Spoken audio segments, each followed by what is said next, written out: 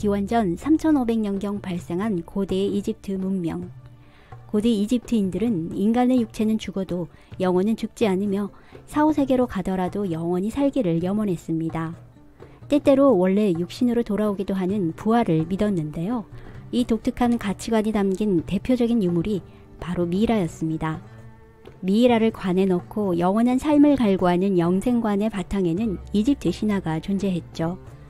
이집트 신화의 특징으로는 지역과 시대에 따라서 같은 신이라도 능력이 달라지며 창조 신화조차 다릅니다. 고대 이집트는 다양한 신들을 믿는 다신교의 나라로 자연이나 천체 만물에 신이 깃들어 있다고 생각해서 자연에 사는 동물들을 숭배했는데요. 그래서인지 이집트 신화에서는 특히 새나 동물들의 모습을 한 신들이 많이 등장합니다. 고대 이집트는 나일강 중심으로 발전한 공동체 마을들이 도시나 국가의 틀을 잡아감에 따라서 이집트의 다양한 신들과 지역마다 다른 신화도 체계적으로 정비되었는데요. 흩어져 있던 다양한 신들이 하나의 신으로 합쳐지는 과정에서 바로 창조의 신 아툼이 등장합니다. 이후 창조의 신 아툼은 태양신 라와 만나면서 이 둘은 아툼 라 또는 태양신 라로 통일되죠. 태양신이자 창조의 신 라는 세 가지 이름으로 불렸습니다. 아침에 막 떠오르는 태양은 케프리, 정오에 이글거리는 태양은 라, 저녁에 저물어가는 태양을 아툼이라 하였죠. 고대 이집트의 종교적 중심지였던 헬리오폴리스, 헤르모폴리스, 멤피스 지역의 사람들이 믿었던 창세 신화가 유명한데요. 이 세 가지 신화 중 태양의 도시로 가장 유명한 헬리오폴리스의 창세 신화와 오시리스 신화를 만나보겠습니다. 그리스 신화 속 혼돈의 카오스와 같은 개념을 가진 누라고 불리는 태초의 원시적 혼돈의 바다. 바로 그곳에서 스스로 태어난 아툼. 그는 혼돈의 바다 위에 언덕이 솟아오르게 했고 그 언덕에서 자신의 침을 뱉어 대기의 신 슈와 습기의 여신 테프누트를 만들어냅니다. 두 남매는 결혼하여 땅의 신 게브와 하늘의 여신 누트가 탄생하죠. 이렇게 창조의 신 아툼으로 시작하여 아들, 딸, 손자, 손녀를 포함해 총 5명의 신들이 이집트 창조 신화의 주인공으로 등장하는데요. 이후 창조의 신 아툼은 태양의 신 라로 불리며 새로운 스토리가 시작됩니다. 고대 이집트의 세계관은 태양신 라가 하늘과 땅 사이로 태양을 운반하기 때문에 해가 뜨고 지면서 생명들이 탄생한다고 생각했습니다. 그런데 갑자기 하늘과 땅이 딱 붙어버려 태양신 라가 더 이상 태양을 운반할 수 없게 된 황당한 사건이 발생합니다. 이는 대지의 신 게브와 하늘의 신 여신 누트가 결혼하여 너무 사랑한 나머지 한시라도 떨어져 있을 수 없었기 때문이었죠. 어려움에 처한 라는 그들이 더 이상 사랑을 못하도록 경고하고 대기의 신 슈를 불러 게브와 누트의 사이를 갈라놓으라고 명령합니다. 슈는 곧장 하늘과 땅 사이를 간신히 떼어놓고 자신이 하늘을 계속 떠받치며 더 이상 하늘과 땅이 서로 붙지 못하게 했습니다. 이로써 라는 무사히 태양을 옮길 수 있게 되었고 하늘과 땅 사이에는 공기가 흐를 수 있는 통로가 생기면서 또다시 많은 생명체에도 살아갈 수 있게 되었는데요. 이렇게 공기와 습기가 대기를 감싸고 하늘과 땅이 제 모습을 갖추게 되자 그 사이를 태양이 지나면서 세상은 시작되죠.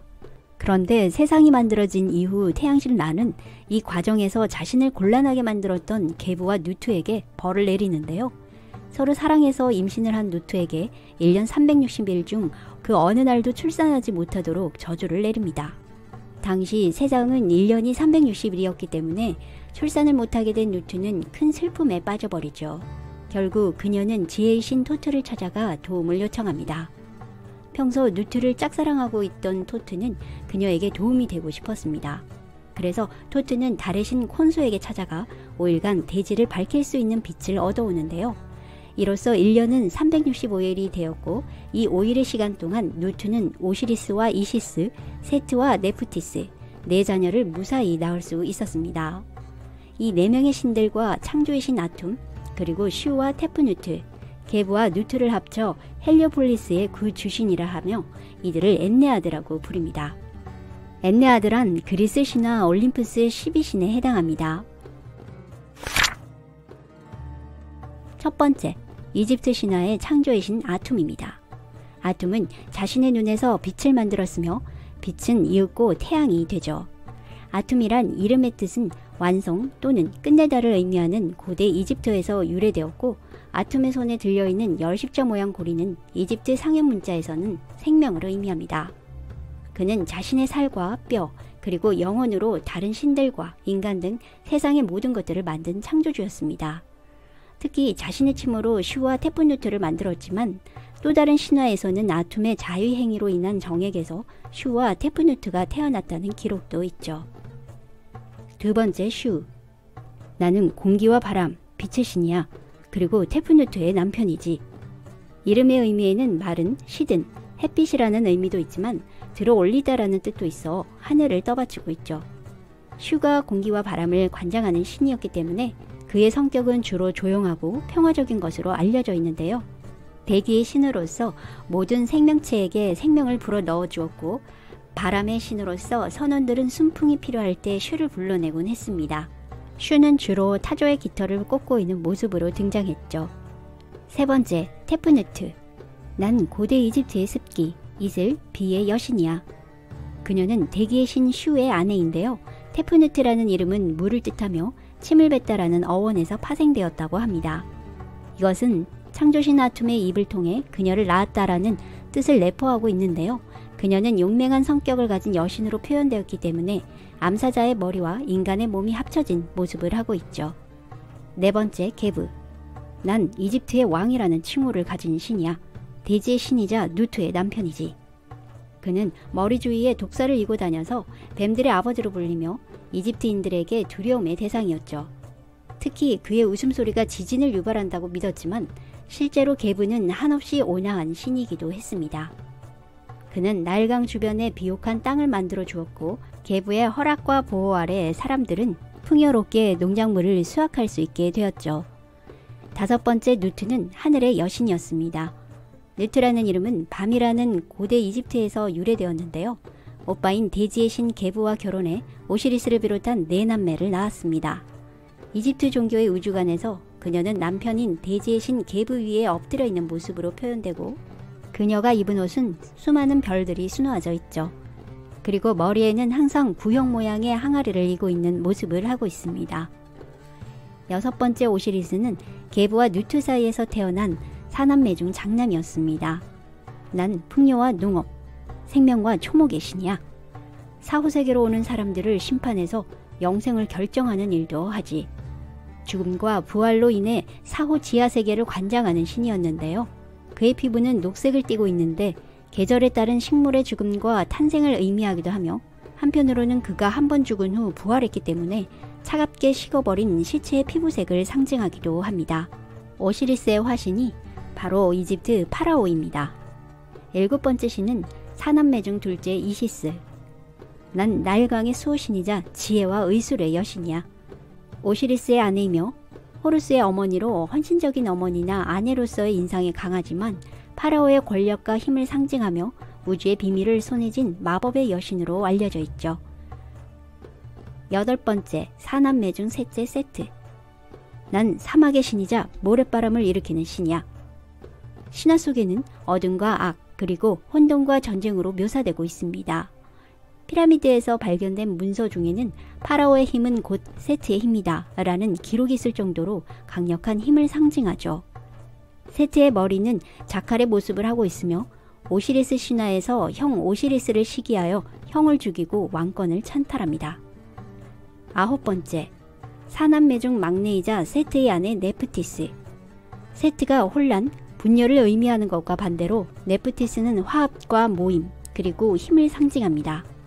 그녀의 이름 신전의 여주인 정도로 해석할 수 있는데 그만큼 종교적 의식과 관계가 깊은 여신이었죠. 피라미드 텍스트에 의하면 죽음을 담당하는 선한 신으로 미이라를 만드는 일과도 관련되어 있습니다. 네프티스는 집과 바구니 모양을 한 머리 장식을 하고 있는데 이시스와 매우 닮은 얼굴이어서 남편 세트가 아닌 큰오빠인 오시리스와의 사이에서 사후세계를 인도하는 신 아누비스를 낳습니다. 오시리스 신화는 오시리스가 이집트의 왕 파라오가 되면서 시작되는데요. 태양신 라의 권력은 대기의 신 슈와 땅의 신 게브를 거쳐 오시리스에게로 전해졌습니다. 라의 축복을 받은 오시리스는 이집트의 왕이 되어 최초의 인간들에게 문명을 전수하고 농업과 건축 그리고 법률을 가르쳤습니다. 아내 이시스도 곡식을 경작하는 방법과 옷감 짜는 방법 등 유용한 지식을 세상에 전파하며 인간 생활에 많은 도움을 주었죠. 이런 태평성대를 흔든 것은 그의 동생 세트였습니다. 오시리스에게는 세트 외에 2명의 여동생이 있었는데요. 그의 아내가 되는 아름답고 현명한 신 이시스와 여리고 상냥한 막내 여동생 네프티스가 있었습니다. 사남매는 어린 시절에는 매우 사이가 좋았지만 커가면서 오시리스와 세트 사이는 급속도로 멀어집니다. 세트는 뛰어난 능력을 가졌지만 형인 오시리스보다 큰 인정을 받지 못하자 점차 삐뚤어지기 시작했죠. 게다가 누나 이시스를 좋아하게 되면서 오시리스를 더욱더 질투하는데요. 형은 능력도 여자도 모든 걸 갖추었어 하며 이시스를 좋아할수록 형에 대한 질투가 커진 세트. 게다가 아버지 게브왕이 퇴위하면서 형에겐 기름진 옥토가 있는 나일강 유역을 주었지만 자신에겐 오히려 척박한 사막지대를 주면서 차별을 받았다고 느낀 세트의 불만은 더욱더 커집니다. 세월이 흘러 오시리스는 이시스와 세트는 네프티스와 각각 결혼합니다. 그런데 여기서 예기치 않은 사건이 일어나는데요. 오시리스와 이시스는 서로 사랑하는 사이였지만 세트와 네프티스는 그렇지 못했었습니다. 본래 큰오빠 오시리스를 사모했던 막내 네프티스는 자신에게 관심조차 주지 않는 셋째 오빠 세트와의 사이에 아기가 생기지 않아 고민이었죠. 어느 날 아기를 간절히 원했던 네프티스는 언니 이시스로 변장해 와인을 들고 오시리스를 찾아가죠. 그리고 그를 취하게 만들어 침대 속으로 유혹합니다. 이렇게 해서 낳은 아들이 바로 미이라의 신 아누비스입니다. 아누비스는 미이라를 만드는 등 장래를 주관하는 신이 되어 저승세계의 문을 열어주는 일을 맡았죠. 네프티스는 아누비스를 낳은 사실을 세트에게 들킬까봐 아이를 언니 이시스에게 맡깁니다. 하지만 세트는 아내의 불륜을 눈치채버리고 형에 대한 복수심으로 가득했습니다. 형을 죽이고 내가 왕이 될 거야. 자신도 형 오시리스처럼 백성들의 존경을 받는 이집트의 왕이 되고 싶었죠. 결국 세트는 형을 죽이기로 결심했습니다. 수하들을 불러 오시리스의 몸 치수에 맞춰 딱 맞는 멋진 관을 준비하고 파티를 열어 형을 초대합니다. 그리고 파티 도중 준비한 멋진 관을 보여주며 오시리스에게 한번 들어가 보라고 권유하죠. 형에게 이 관이 맞으면 선물해 줄게. 그러자 멋진 관을 본 오시리스가 아무 의심 없이 관 안으로 들어가자 세트의 부하들이 갑자기 달려들어 관 뚜껑을 덮고 틈새를 완전 봉쇄해 곧바로 나일강에 던져버립니다. 그리고 세트는 오시리스가 누군가에게 암살당해 죽었다며 소문을 내고는 자신이 새로운 이집트의 왕이 되었다고 선포합니다. 세트가 오시리스를 죽이고 왕이 되자 이집트는 극심한 혼돈의 소용돌이에 빠집니다. 한편 이시스는 갑작스런 남편의 죽음 소식에 시신을 찾으러 이집트 전역을 돌아다닙니다. 마침내 남편의 시신을 발견하고 슬픔에 빠진 이시스. 그녀는 서둘러 남편의 장례를 준비하죠. 그러나 이 사실을 알게 된 세트의 만행은 다시 이어집니다. 이번에는 오시리스의 시신을 여러 조각으로 갈기갈기 토막내어 이집트 전역에 뿌려버리죠. 이후 이시스는 여동생 네프티스와 아비누스의 도움을 받아 다시 한번 오시리스의 시신을 찾게 됩니다. 필사적으로 모든 조각을 찾았지만 마지막 오시리스의 생식기 조각을 끝내 찾지 못했는데요. 이유는 세트가 오시리스의 시신을 조각낼 때 모욕감을 주기 위해 형의 생식기를 나일강에 버려 그만 물고기가 먹어버렸기 때문이었습니다. 어쩔 수 없이 이시스는 가짜 생식기를 만들어 오시리스의 시신을 접합하고 생환 마법을 통해 하루 동안 오시리스를 되살린 뒤 그와 하룻밤을 사랑하며 극적으로 아이를 임신하게 됩니다. 아침이 되자 이시스는 아누비스에게 오시리스의 장례를 부탁하고 아누비스는 오시리스의 시신을 원형 그대로 보존할 수 있을지 고민하다 미이라 제조법을 찾아내어 시신을 미이라로 만들게 되죠. 그리고 오시리스는 저승에서 부활하여 죽음과 부활을 관장하는 신이 되어 죽은 자를 심판하게 됩니다. 한편 세트가 다스리는 이집트는 게브와 오시리스 시대의 나일강 영광이 무색할 정도로 황폐해졌는데요. 세트의 잔혹한 학살과 폭정으로 사회는 불만으로 가득 찼고 사람들의 일상은 힘들고 가난했습니다. 이런 암울한 시기에 이시스는 세트의 눈을 피해 오시리스의 아이를 낳았는데요. 아이는 나일강 갈대밭에 숨어서 아버지를 죽인 삼촌 세트에 대한 복수심을 키우며 성장했죠. 이 아이가 바로 이집트 파라오의 상징이자 이대 태양신 호루스였습니다. 어린 호루스가 성장하는 동안 이시스는 다른 신들에게 호루스가 오시리스의 정당한 후계자임을 주장하며 세트가 이집트 왕자에서 물러나기를 원했지만 태양신 라는 호루스보다는 세트를 믿음직한 후계자로 생각하고 있었습니다. 이후 수차례 회의 끝에 신들은 지상의 지배권은 세트에게, 저승세계의 지배권은 부활한 오시리스에게 주는 것으로 결론을 내립니다. 이렇게 후계자를 둘러싼 분쟁이 일단락되는 듯이 보였지만 이시스는 이에 승복하지 않았죠. 세트의 자리는 마땅히 내 아들 호루스 자리야 라고 생각하며 호루스가 충분한 힘을 갖출 때까지 인내하며 기다렸습니다. 매의 모습을 한 호루스는 용맹스럽게 성장했고 얼마 후 아버지를 죽인 세트에게 복수할 것을 다짐하죠. 마침내 세트와 호루스, 삼촌과 조카 간의 끝이 보이지 않는 긴 전쟁이 시작되었는데요. 세트와 호루스의 대결에 관해서는 매우 다양한 일화가 전해지고 있습니다. 세트와 호루스의 첫 대결은 하마로 변신하여 누가 더 오래 잠수할 수 있는지를 겨루는 시합이었습니다. 이집트 최고 신들의 대결이라고 생각하기에는 조금 유치한 잠수 대결이었죠. 그러나 문제는 물 밖에서 일어났는데요. 세트에게 남편을 잃은 이시스는 아들까지 잃을까봐 불안했습니다. 호루스까지 잃을 수는 없어. 그녀는 잠수하는 곳으로 가서 세트를 향해 힘차게 마법 작사를 던집니다. 그러자 작사에 찔려 물 밖으로 나온 세트는 누나 이시스에게 살려달라고 매달리죠. 세트의 눈물 어린 호소에 마음이 약해진 이시스는 그만 작사를 빼주고 마는데요. 세트를 죽일 수 있는 절호의 찬스를 포기한 어머니의 행동에 호루스는 도저히 이해할 수 없었습니다. 아버지의 원수 세트에게 자비를 베풀다니 하며 어머니 이시스를 맹비난하고 결국 이시스의 왕관마저 땅에 내동댕이 쳐버립니다. 그리고는 자신의 분을 이기지 못하고 산속 깊이 도망쳐 모습을 감추어 버렸습니다. 호루스가 자신의 어머니를 모욕하고 도망쳤다는 소식을 들은 신들은 어느 쪽도 편들지 못하고 동요하기 시작했는데요. 이때 세트는 이 기회를 틈타 동요하는 신들에게 호루스를 처벌합시다 라고 선동하며 마침내 호루스가 숨은 산으로 찾아가 잔인하게도 호루스의 두 눈을 뽑아버립니다. 이 눈은 훗날 와제트, 호루스의 눈이라고 불리며 고대 이집트에서 가장 인기 있는 부적 중 하나가 되죠. 두 눈을 잃고 맹인이 된 호루스는 정처 없이 사막을 떠돌아다닙니다.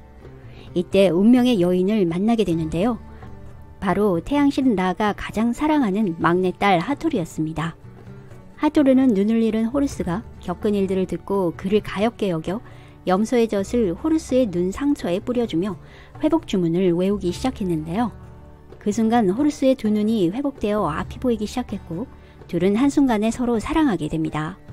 그리고 하토르와 호루스는 함께 태양신 라에게 달려가 그동안 세트가 저지른 많은 악행들을 폭로합니다. 라는 이들의 얘기를 듣고는 자신의 우유부단함과 어리석음을 느끼고 세트를 불러 더 이상 호루스와 싸우지 말라고 충고하죠. 하지만 세트는 늙은 라의 충고를 받아들이지 않았습니다. 또다시 둘 사이에 끝이 보이지 않는 싸움은 이어지고 결국 이집트 신들은 우유부단한 라를 대신해서 이 싸움을 해결하기 위해 저승세계의 왕 오시리스에게 도움을 요청하게 되죠. 저승세계에서 급히 달려온 오시리스는 당연히 내 아들 호루스가 내 뒤를 이어 이집트의 왕이 되어야 한다 라며 판결 내리고 호루스가 이집트의 왕위를 물려받는데 반대하는 자는 아무리 신이라고 해도 저승으로 데려가겠다 하며 신들을 협박했습니다. 겁먹은 신들은 결국 오시리스의 판결에 동의하며 호루스의 손을 들어주었고 늙은 라도 호루스에게 태양신 자리를 물려주면서 이집트 신들의 세계에 새로운 질서가 만들어지게 되었죠. 세트는 다시 한번 오시리스의 판결에 불복하고 또다시 호루스와의 전투를 벌이지만 이미 많은 신들이 호루스 측에 가담해버려 세트에게는 더 이상 승산이 없었습니다. 호루스는 싸움 중 여러 번의 위기를 맞았지만 100여 년간 계속됐던 세트와의 기나긴 전투는 마침내 호루스의 승리로 끝을 맺고 이후 호루스는 태양신 라의 뒤를 이어 이대 태양신이자 이집트의 왕, 새로운 파라오에 오릅니다. 그리고 사랑하는 하토르와 결혼하여 다시 한번 이집트 세계에 풍요와 평화를 가져다 줍니다. 준비한 영상은 여기까지입니다. 시청해주셔서 감사합니다.